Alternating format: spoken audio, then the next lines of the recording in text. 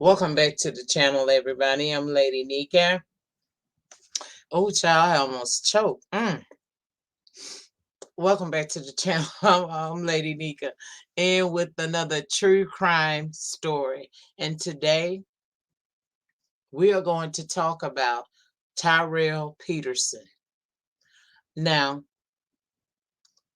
before I begin, I'm going to issue a viewer discretion warning. Viewer discretion is advised. If you are sensitive to hearing stories of abuse, please click off of the video right now, because the story I'm about to tell you is very, very graphic. It's graphic in nature, and I don't want to trigger anybody today.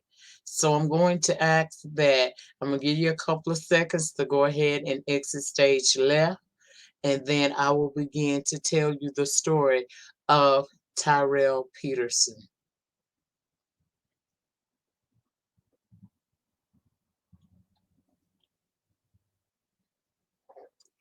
Terrell Peterson don't even have that many pictures.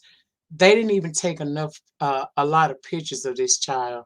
This is the only photo that I was able to find, and I searched the internet hard. By now, if you are sensitive to hearing stories of abuse, you should have left at this point, I hope that you did, because I have a very it's a lot.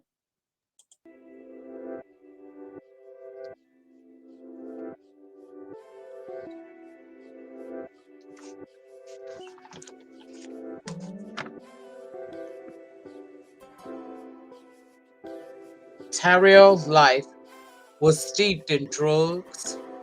He was born in 1992 with crack in his blood from his mother addiction. She was addicted to crack.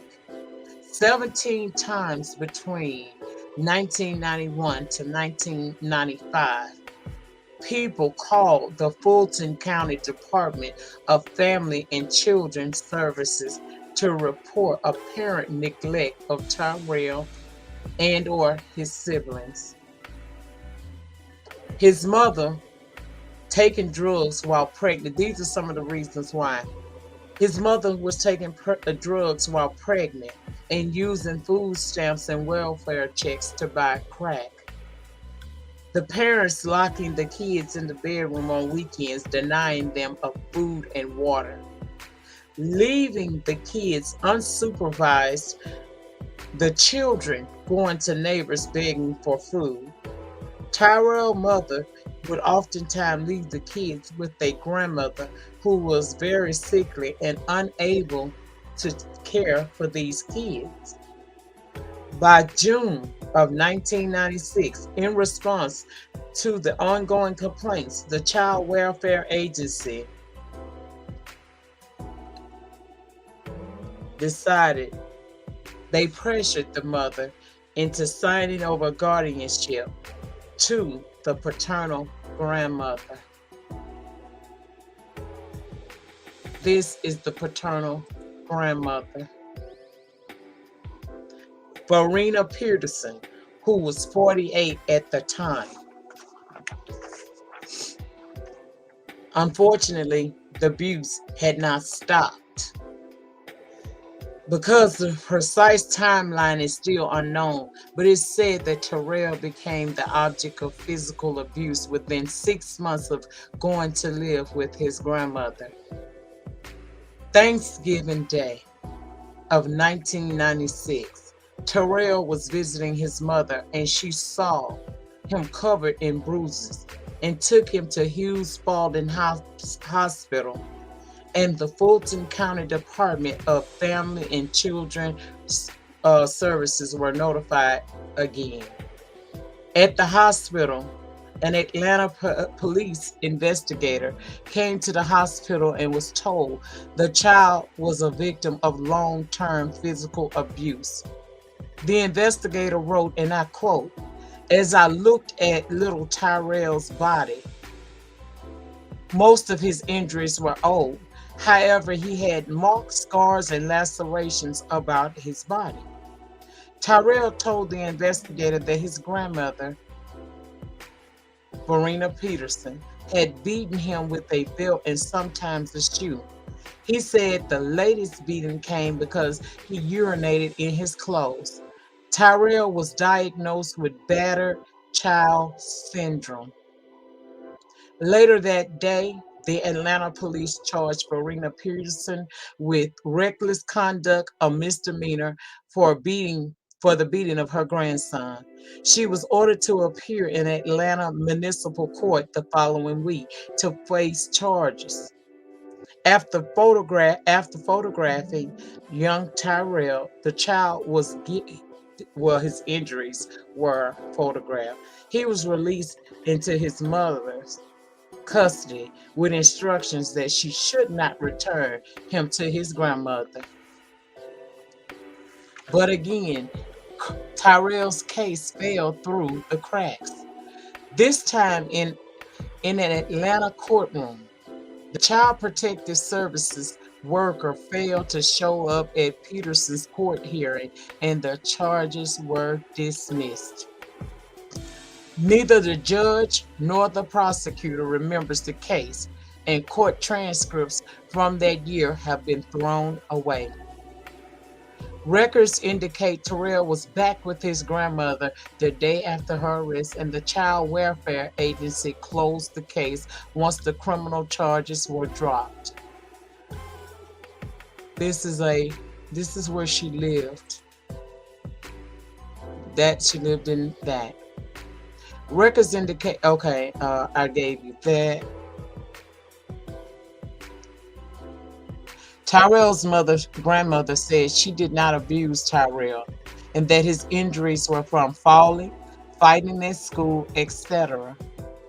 The state's subsequent investigation found that the caseworker never got the police report, never interviewed Tyrell or his parents, never talked to the doctor, never requested medical records, never spoke to Tyrell's Head Start teacher to verify whether or not, he failed or fought a lot in school. They all just took the grandmother's word. Less than 3 weeks later, Tyrell was back in Hughes Spalding Hospital,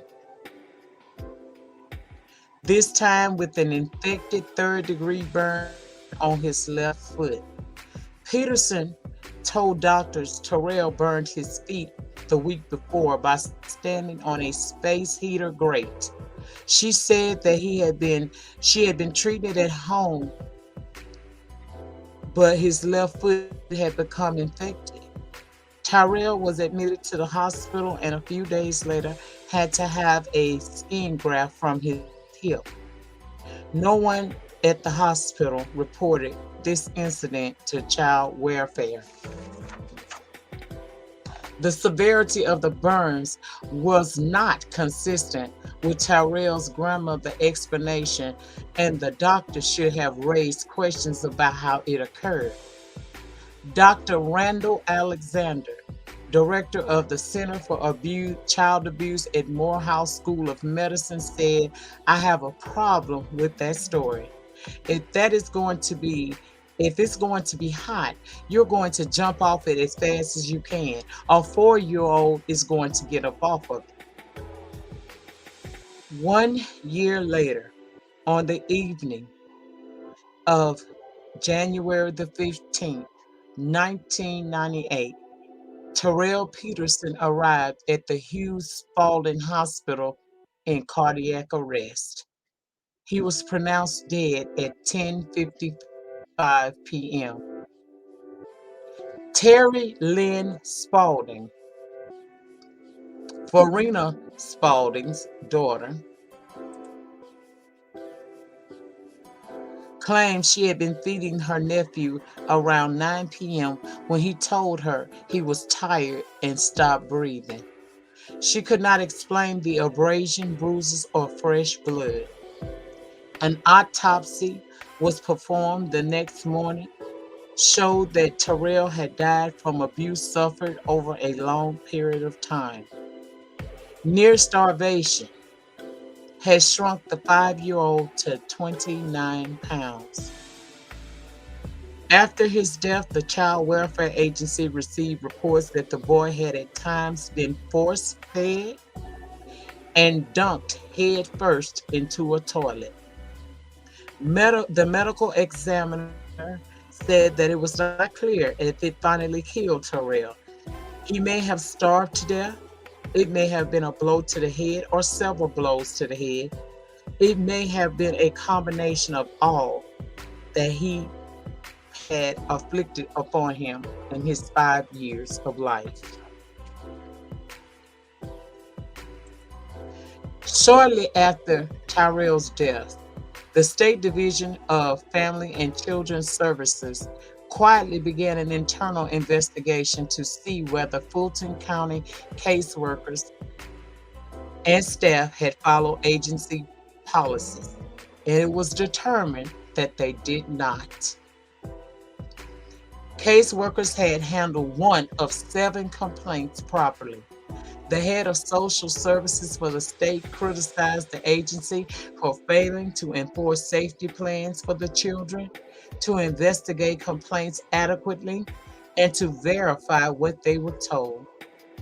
In May of 1998, the grand jury indicted Verena Peterson, her daughter Terry Lynn, and the daughter's boyfriend, Calvin Pittman, for felony murder, aggravated assault, aggravated battery, and cruelty to children.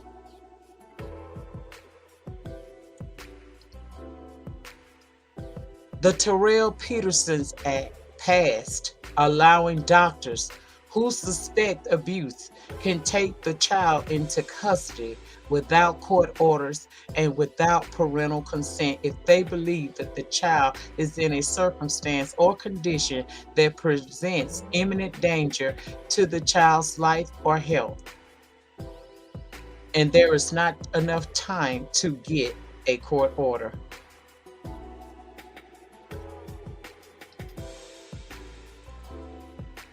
Verena Peterson